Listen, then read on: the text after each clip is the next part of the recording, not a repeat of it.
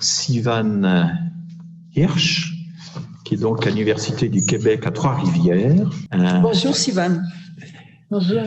Vous allez nous parler des thèmes sensibles en ECR, éthique et culture religieuse, histoire pour les enseignants du secondaire au Québec. Merci infiniment d'être en liaison avec nous. Vous avez la parole. Merci beaucoup de m'inviter et de m'accepter à distance. J'espère que vous m'entendez bien. Parfait. J'essaie en même temps que je vous parle déjà de partager un écran parce que je vous ai préparé évidemment, comme on aime bien faire ça, un petit PowerPoint qui va, j'espère, vous aider à suivre avec moi plus facilement à distance ma présentation. Donc c'est ça, je vais vous parler en fait des thèmes sensibles pour les enseignants du secondaire au Québec. Mes recherches portent notamment sur les pratiques des enseignants en éthique et culture religieuse, qui est un programme qui est en révision en ce moment, comme vous le savez peut-être déjà, et dans les différents programmes d'histoire. Donc, on a des différents programmes d'histoire selon les moments de l'école secondaire qu'on examine, mais plutôt dans les recherches que vous allez voir, en fait, je vais vous montrer, ça ne bouge pas, voilà, c'est qu'en fait, ce que j'ai fait pour aujourd'hui, c'est que je suis allée chercher des données, en fait, à partir de différents projets de recherche pour essayer de partager avec vous un portrait un peu plus global. Mes projets de recherche commencent sur ces sujets, commencent déjà en 2016. D'abord, je me suis intéressée plus sur aux thèmes sensibles liés aux marqueurs religieux. Après, on a élargi justement en éthique et culture religieuse et en histoire dans un autre projet avec des collègues en histoire et sur la pratique. La pratique professionnelle finalement des enseignants et les enjeux éthiques de cette pratique. Ensuite, on a aussi travaillé on est en train de travailler, pour tout vous dire, sur un guide de soutien pédagogique sur l'enseignement sur le génocide, et on a travaillé avec les enseignants sur la validation de ces guides en les faisant sur les éléments qui sont plus sensibles justement dans cet enseignement. Et dernièrement, on a aussi entamé un projet qui s'intéresse plus au récit et pratique des professeurs universitaires face aux thèmes sensibles, parce que on a pu voir dans la dernière année, dans les derniers mois au Québec, comment en fait cette question des thèmes sensibles touche aussi bien les niveaux supérieurs d'éducation, donc les cégep et l'université. Donc, les cégep étant les moments de la scolarité au Québec qui va entre les secondaires, donc la fin du lycée, qui est une année plus tôt qu'en France, et l'université. Voilà, donc je travaille aussi beaucoup avec des acteurs du terrain, donc à leur demande. Par exemple, en ce moment, on travaille sur les thèmes sensibles dans le domaine des arts, notamment autour de la question de l'appropriation culturelle. Donc, ça vous montre un peu l'ampleur des données empiriques auxquelles j'ai accès dans ma réflexion et que j'aimerais beaucoup partager avec vous aujourd'hui. Plus spécifiquement, je vais partir des données de mes deux projets de recherche donc, sur les thèmes sensibles à l'école secondaire. On a fait des questionnaires où on a demandé aux enseignants c'est quoi les thèmes sensibles pour eux. On a eu 47 répondants, c'est pas beaucoup, ça nous dit beaucoup de choses, parce que vous avez vu, alors que j'ai beaucoup d'accès à beaucoup d'enseignants qui viennent vers moi pour qu'on réfléchisse ensemble sur ces thèmes sensibles. Quand nous, on est allés vers eux et on a demandé de remplir ces questionnaires, il y a eu seulement finalement 47 répondants. À partir de ces répondants-là, on est allé chercher aussi 10 personnes qui ont accepté de faire des entrevues plus en profondeur. Ce que vous voyez chez ces répondants, c'est qu'ils sont tous nés au Canada, ce qui n'est pas rien dire ça. Il y avait 23 femmes, 16 hommes.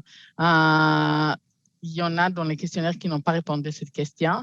Il y avait 13 enseignants d'éthique et culture et d'histoire, US, univers social, et 26 d'éthique et culture religieuse, alors qu'il y en avait quelques-uns aussi qui étaient en art. Il y avait même un enseignant en mathématiques. et donc en français aussi et en anglais langue seconde. Bref, on a fait des analyses. Je vous fais grâce de tous les éléments méthodologiques, mais c'est pour vous dire que on a à la fois des données quand même chiffrées, à la fois des données plus de profondeur. En fait, aujourd'hui, ce que je vais essayer de voir avec vous, donc, c'est quoi ces thèmes sensibles dont on parle et comment cet enseignement participe au rôle social de l'école. Je pense que c'était une question pertinente dans notre réflexion commune. C'est quelque chose qui nous unit, peu importe dans les contextes dans lesquels on se trouve, que ce soit le Québec, la France, la Suisse ou la Belgique. Et donc, comment les aborder en classe sans politiser l'école pour autant. Quelques exemples de thèmes sensibles qui sont sortis cette année. Je ne sais pas si forcément tous mes exemples font écho pour vous de l'autre côté de l'océan, mais c'était tous des thèmes très sensibles au Québec cette année. Vous avez d'une part des questions de violences conjugales, la fameuse série M'entends-tu? Si vous ne l'avez pas vu, vous devrez l'y voir, vraiment très bon, puis très troublant par rapport à la violence conjugale.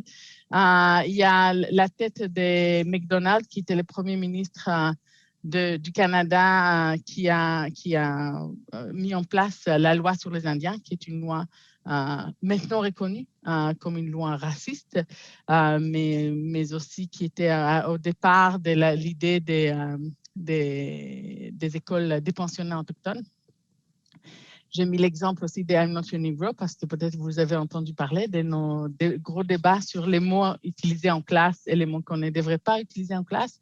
Puis, en bas des I'm Not Your Negro, vous voyez l'image de Dulce Chacuan, une femme autochtone qui a été maltraitée lorsqu'elle est allée se soigner à l'hôpital dans une ville qui s'appelle Joliette et elle a été maltraitée probablement à cause des préjugés qu'on avait à son égard. D'ailleurs, il y a une enquête du coroner en ce moment sur ces sujets. Puis évidemment, il y a la question des vaccinations. Je vais revenir à cet exemple-là à la fin. Quand on a demandé plus spécifiquement les enseignants de nous proposer eux-mêmes. Donc ça, c'était des exemples que je vous donne à partir des actualités puis que je traite en ce moment avec des enseignants avec qui je travaille. Mais quand on est allé dans les questionnaires à voir donc, quels sont les thèmes sensibles, à peu près tout est devenu thème sensible. Et on vient d'entendre la lettre de l'enseignante qui a mentionné énormément de sujets qui pourraient être qualifiés comme des thèmes sensibles. Vous voyez qu'il y a des thèmes qui sont liés à la religion, à la sexualité, à différents enjeux de la société, à des questions à débattre, donc plus comme la peine de mort, avortement, les droits des enfants en général. Ça peut être aussi l'aide médicale à mourir, par exemple. Il y a des questions d'injustice. Là, on va dans les plus grands concepts, le racisme, le sexisme, la discrimination. Puis, évidemment, il y a des thèmes qui sont liés au programme plus spécifiquement. Donc, le génocide, l'Holocauste, la colonisation, ici et ailleurs. Je vais vous montrer ça, comment ça se répartit dans les programmes, justement. Tout ça, ce sont des thèmes dans le programme scolaire québécois qui vont devenir des thèmes sensibles selon les enseignants. Ce ne sont pas des pourcentages, mais bien des chiffres des fois où ils ont été mentionnés. Donc, c'est intéressant. Vous vous souvenez que j'avais dit que j'avais 47 répondants, mais pourtant, j'ai 50 personnes qui ont dit religion. C'est parce qu'ils pouvaient nommer 3 thèmes sensibles chacun. Donc, il y en a et nous, on les a regroupés par après. Il y a beaucoup de thèmes qui sont liés à la religion et à la sexualité. On a des thèmes quand on dit des thèmes dans l'école, c'est des thèmes qui proviennent de l'école. Donc, ce n'est pas forcément des thèmes qui sont dans les programmes, mais bien des thèmes qui, dans la vie scolaire, en fait, vont arriver en classe, puis les enseignants vont se retrouver devant les besoins d'en parler. Là, on parle beaucoup de violence, on va beaucoup parler de santé mentale au Québec autour de ça. Des décès, donc vous voyez, ça peut être quelqu'un qui a vécu un décès d'un proche, puis ça va devenir un thème à discuter en classe. Vous voyez que ça nous amène à un autre type de thèmes.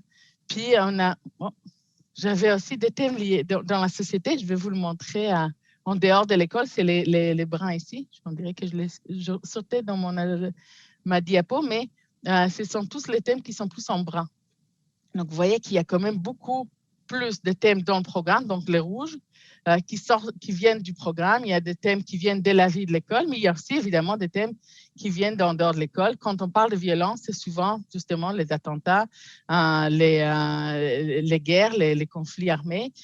Donc, pas forcément de violences personnalisées, mais aussi ça peut être évidemment des violences, des situations de violence plus ordinaires, si je peux me permettre de le dire comme ça. On leur a aussi demandé aux enseignants, est-ce que vous enseignez ces thèmes sensibles-là?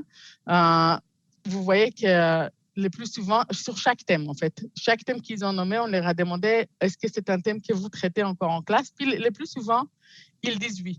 Parfois, ils disent, j'ai déjà enseigné ce thème, mais je préfère ne plus l'enseigner. Et d'autres disent, en fait, je reconnais que c'est un thème sensible et je ne l'enseigne pas. Et pour nous, c'était important d'aller voir cette question, de voir en fait est-ce qu'il est pratique ou pas, parce qu'on a tendance à croire, ou en tout cas on entend souvent que les enseignants vont éviter ces thèmes sensibles parce que ça les remet mal à l'aise. Eh bien, vous voyez que dans notre échantillon, ce n'est pas tout à fait le cas. Si je résume tout ce qu'on a vu, point de vue statistique, donc, c'est qu'en fait, il y a comme un bassin assez large quand même de thèmes, donc, qui ne varie pas tant que ça entre les programmes et l'école. Il y a entre d'où vient en fait les thèmes, que ce soit qui est issu du programme, de la vie scolaire ou de l'actualité en dehors de l'école. Et on voit quand même qu'il y a des choses, et je vais vous le montrer maintenant dans ce qu'on a pu proposer comme définition des thèmes sensibles. On voit que ça touche beaucoup les vécus des élèves. Donc, en fait, ça dépend beaucoup des vécus des élèves, du débat public et des émotions que ça évoque en classe. Et on a pu voir, comme vous avez vu, que les enseignants quand même sont courageux et choisissent de l'enseigner, de les enseigner. À partir de tout ça, on a proposé donc une sorte de définition. On n'a pas appelé ça exactement une définition. On se disait, mais ce sont des caractéristiques qui nous permettent de mieux comprendre qu'est-ce qui est un thème sensible, parce que sinon, tout peut devenir sensible, effectivement, mais à quel moment et pour quelles raisons ces thèmes deviennent sensibles. On s'est donné une définition à partir des questionnaires et on est allé après la vérifier avec les enseignants.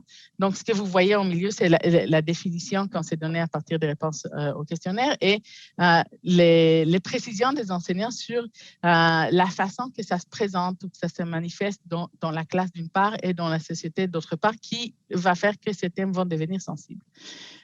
Donc, la première chose qu'on s'est dit par rapport à cette définition, c'est que les thèmes sensibles touchent les valeurs et les représentations sociales des élèves comme de leurs enseignants. Et ça, c'est vraiment important. Il y a des enseignants qui nous ont dit clairement, ce n'est pas forcément les élèves qui vont trouver les thèmes sensibles, c'est nous autres. C'est pour nous que ce sera difficile d'en parler parce qu'on va être confronté justement aux valeurs et aux représentations sociales de nos élèves qui sont très différentes que les nôtres. Donc, quelque part, c'est cette confrontation autour des valeurs et des représentations sociales. Ce qu'ils nous disent, en fait, c'est que ça se traduit dans ce qu'on a pu voir apparaître aussi dans les milieux universitaires au Québec, au Canada dernièrement, cette apparition de termes tabous ou de termes interdits, des choses qu'on n'a pas droit de nommer dans une classe, ou en tout cas pas de nommer explicitement.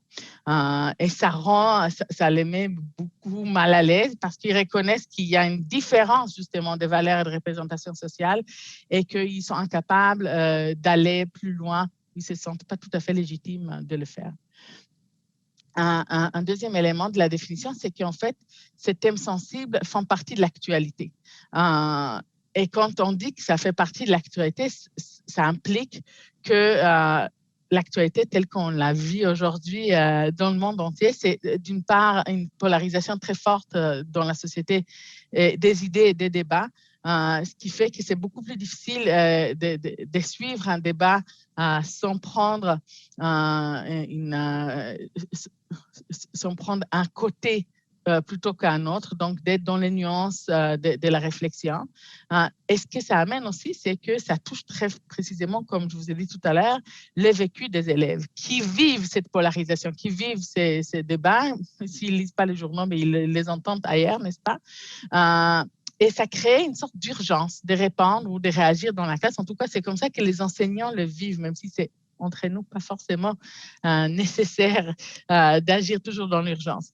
Puis ça amène aussi un élément imprévisible parce qu'on ne sait pas qu'est-ce que nos élèves, nos étudiants vont nous dire dans la classe quand on va aborder ces sujets d'actualité.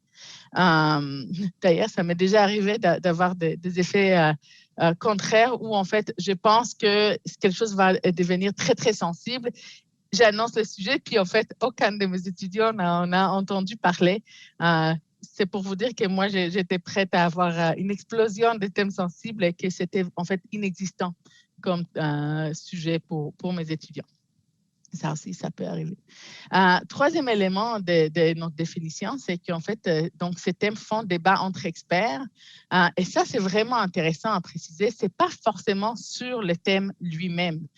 Ça peut être aussi sur la façon d'enseigner ce thème ou l'objet en question. Donc, je vous donne l'exemple de l'enseignement sur le génocide sur lequel je travaille avec ma collègue Sabrina Moisin. On se rend compte qu'il y a des génocides qui sont déjà, c'est plus une question, est-ce que c'était un génocide qui était impliqué dans les génocides? Les grandes lignes de la question, celles qu'on va présenter à nos élèves, surtout au secondaire, sont déjà bien dessinées. Mais la question de comment on doit en parler, jusqu'où il faut aller, comment il faut présenter les questions, ça fait encore débat. Ce qui amène en fait nos enseignants devant toujours l'obligation de choisir comment faire, de se faire une tête avant d'aller en parler, puis ils ne sont pas forcément des experts eux-mêmes. Donc, ce débat entre experts va les déstabiliser. Mais il y a aussi un débat entre élèves autour de ces thèmes, et c'est là où il y a la question, encore une fois, des polarisations des idées et des débats de la société qui va arriver, sauf que chez les jeunes, entre nous, les jeunes sont par définition un peu radicaux, c'est-à-dire qu'ils sont dans l'essai, c'est de les recherches plus de psychologie qui nous disent ça, que les jeunes à cet âge-là, de 15, 16, 17, ils sont vraiment dans les extrêmes, ils sont en train de forger leur identité et ça va toujours dans les extrêmes. Donc, c'est beaucoup plus difficile de leur faire changer d'avis selon nos enseignants, puis c'est ça. Ils nous disent, en fait, dans leur mot, ils arrivent déjà avec une idée prédéterminée et c'est très difficile d'ouvrir la discussion pour vraiment y réfléchir. Et à tout cela, on ajoute notre dernier élément vraiment important, c'est la grande complexité que représente ces thèmes. On les voit aussi dans la société, les besoins, la difficulté d'aborder des sujets plus complexes parce qu'on veut aller vite, on veut garder l'attention tout le temps de notre auditoire. Donc, on va rarement dans la complexité, mais aussi la complexité, évidemment, de l'enseignement sur ces thèmes et d'amener toutes les facettes, les ambiguïtés qu'on peut avoir et l'ambivalence qui est associée à ça. Je suis allée vite dans ma définition parce que je voudrais un peu vous montrer des exemples, si je vais y arriver. Mais avant, juste pour vous dire aussi que, et c'est en lien directement avec notre sujet, c'est qu'en fait, on peut clairement dire que plusieurs thèmes sont sensibles, notamment dans une société plurielle. Et comme disent S. et McAvoy, c'est parce qu'elles concernent toujours des manières de vivre ensemble en société. Et par définition, dans une société qui qui est pluriel parce qu'il n'y a pas juste une vision du monde. Et je ne parle pas du tout seulement des questions religieuses. On a différentes idéologies politiques, économiques, sociales, des façons qu'on pense qu'on doit éduquer nos enfants quand on est parent, des façons qu'on pense qu'il faut… Est-ce que c'est important d'avoir plus d'argent ou d'avoir être plus proche de la nature, par exemple? Est-ce qu'on va aller plus dans les tramways comme à Québec ou dans le transport en commun, ou est-ce qu'on doit faire plus de place pour les voitures individualisées? Donc, tout ça, ce sont des façons de voir le monde qui sont différentes. Et évidemment, plus notre société fait place à ces différentes visions du monde, plus c'est difficile d'amener des sujets de discussion en classe. Et à cela, il faut ajouter le fait que le rôle de l'école, là j'en ai choisi juste deux, vous savez, on dit toujours qu'il y a trois fonctions à l'école, l'instruction, la socialisation, la qualification. J'ai enlevé la qualification parce que ça fait quand même ça amène un autre pan à la discussion. Mais rien que pour l'instruction et la socialisation, si on veut enseigner à nos jeunes, donc on veut transmettre certaines valeurs, disons-le clairement, c'est tout à fait dans les objectifs de l'école quand on arrive à la question de la socialisation, n'est-ce pas? Donc on va instruire, on va amener des connaissances, puis on va vouloir aussi amener nos jeunes à vivre dans notre société, la société telle qu'on la voit, telle qu'on on imagine, en tout cas pour l'avenir. Et à ce moment-là, en fait, on est amené à tout le temps être dans cette tension entre, d'une part, faire place à la pluralité des idées, d'autre part, diriger quand même une certaine façon de répondre aux questions auxquelles on est confronté. Et donc, je vous donne deux exemples rapides, si vous me permettez. La question de I'm Not Your Negro, les films dont je vous ai parlé tout à l'heure. Au Québec, il y a maintenant… je ne sais pas, j'espère que vous voyez pas la chose que moi je vois ici. OK, c'est bon. Au Québec, on voit très bien, il n'y a pas de problème. Super. Au Québec, on avait donc ces débats autour de la question de quel terme qu'on devrait utiliser en classe universitaire. Mais c'est arrivé évidemment aussi à l'école secondaire, puis les enseignants qui étaient très, très mal à l'aise à nommer certains termes péjoratifs qui concernent certaines populations. Il y avait vraiment un malaise de dire comment on va parler de ces phénomènes-là. Puis je voulais donc vous montrer juste l'exemple de comment on peut… qu'est-ce que ça veut dire d'être face à un thème sensible. Puis quand on va, par exemple, je ne sais pas si vous avez vu ou entendu parler de ces films d'ailleurs extraordinaires qui s'appellent I'm Not Your Negro, qui est réalisé par Raoul Peck, qui est un réalisateur noir, américain, qui fait un film à partir de l'œuvre extraordinaire de James Baldwin, qui était un auteur noir américain qui vivait d'ailleurs longtemps à Paris et qui écrivait sur les racismes américains, entre autres, et est raconté par Samuel L. Jackson, un autre acteur très connu noir. Et je précise quand même tout ça parce que c'est sûr que quand cette équipe-là d'artistes nous demandent, font un film qu'ils nomment I'm Not Your Negro, ils veulent qu'on le dise. Et vous entendez dans les titres, I'm Not Your Negro, je ne suis pas votre négro, votre nègre, c'est ça que ça veut dire. Ils veulent qu'on le dise. Et donc, quelque part, de ne pas le dire, de s'empêcher de le dire, on a joué les mauvais… On n'a pas très bien joué les règles du jeu, n'est-ce pas? Alors qu'on avait d'autres exemples, comme par exemple le livre de Pierre Vallière, où c'est un Québécois, je ne sais pas si vous avez entendu parler de lui, mais c'est un Québécois qui en 1966 était emprisonné aux États-Unis, était très, très inspiré par la lutte des Noirs aux États-Unis et qui a écrit ce livre sur les Québécois, sur la lutte des Québécois à ce moment-là, puis qu'il compare à la lutte des Noirs, plutôt à l'époque, c'était pas encore des Québécois, mais bien des Canadiens français. Et donc, il nomme les titres qu'il donne à son livre, c'est Nègre et Blanc d'Amérique, et il présente toute une thèse par rapport à cette comparaison. Cette comparaison, peut-être qu'aujourd'hui, on va la trouver non pertinente ou exagérée ou inadéquate. Mais si on ne le dit pas, on est incapable non plus d'aller vers cette contextualisation du problème et c'est d'où vient la sensibilité. Deuxième exemple, et mon seul autre exemple, ne vous inquiétez pas, sur les vaccins. Vous avez eu aussi, on a tous eu des gros débats autour des vaccins. Puis la question de est-ce que oui ou non, on peut dire aux élèves quoi penser sur les vaccins ou sur les mesures sanitaires, etc. Et là, encore une fois, l'école a un rôle à jouer. L'école n'a pas à dire aux enfants quoi penser, mais est-ce qu'il peut amener la réflexion sur les explications scientifiques, médicales, sociales, éthiques pour les amener à réfléchir, est-ce qu'ils sont pour ou contre ces mesures sanitaires? Donc, avoir cette réflexion critique, personnelle, sur un thème qui est sensible, en amenant la pluralité des points de vue, tout en insistant sur l'importance des valeurs de l'école ou de la société en les faisant. Pour terminer, donc, nous, on a, à partir de tous ces travaux qu'on a faits, on a déjà préparé un petit guide pédagogique parce qu'on s'est rendu compte que c'est quelque chose qui fait vraiment peur aux enseignants. Et notre objectif, c'est de leur montrer qu'on peut aborder les thèmes sensibles de façon efficace, agréable même. Et il faut dire, les élèves aiment beaucoup parler de ces thèmes-là. Donc, ça encourage leur apprentissage. Donc, ce que nous, on a donné comme cadre, c'est un cadre très basique de comment finalement développer une réflexion critique sur différents thèmes, mais on a amené les enseignants à dire, vous devez réfléchir d'abord sur est-ce que c'est votre choix de traiter un thème sensible, ne vous sentez pas obligé de le faire.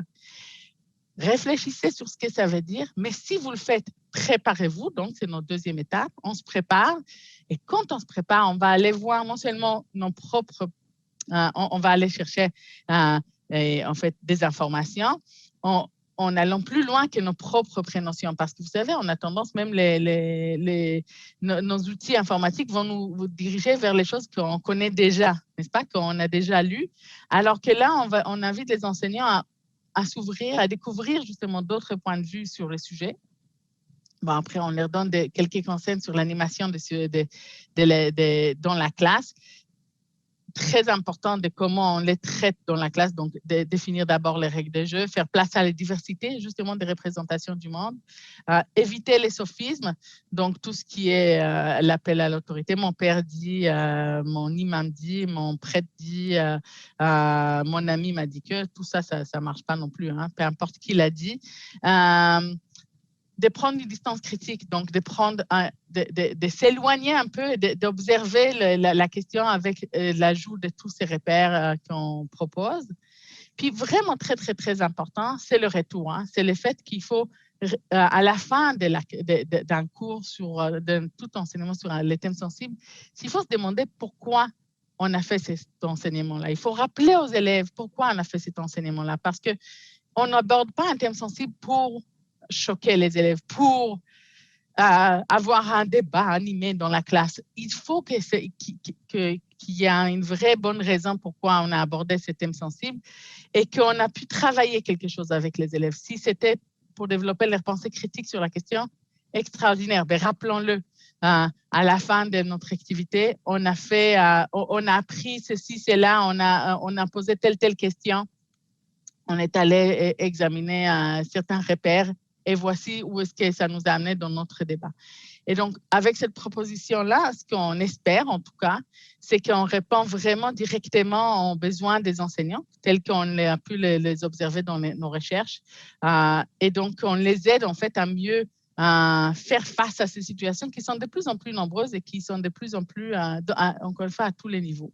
D'ailleurs, on prépare aussi donc d'autres guides plus spécifiques, par exemple, sur l'enseignement sur le génocide, qui va être très, on l'espère, à la rentrée scolaire. Donc, voilà, c'est ce que j'avais pour vous aujourd'hui. Merci.